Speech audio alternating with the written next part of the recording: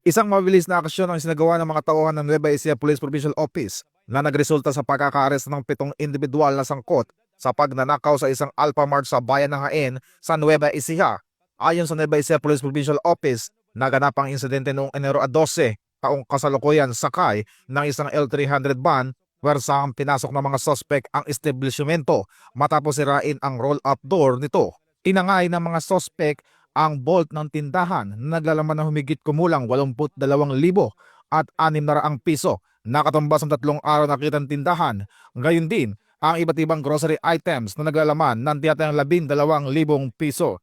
Agad na nagsagawa ng follow-up operation ng mga operatiba ng Jaen Municipal Police Station sa pakikipag-ugnayan sa Bulacan Police Provincial Office at National Capital Region Police Office sa tuloy-tuloy na pagsusuri sa mga kuha ng CCTV na tukoy ng pulisya ang pinagtataguan ng mga suspect sa barangay Greater Lagro, Novaliches, Quezon City.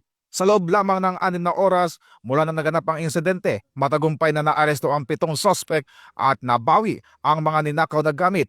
Nasamsam din ng mga otoridad ang isang 12-gauge shotgun at isang caliber 9mm pistol. Kasalukuyang nasa kustudiya ng Jaen Municipal Police Station ang mga suspect at naharap sa kasong robbery at paglabag sa Republic Act 10591 o ang Comprehensive Firearms and Ammunition Regulation Act.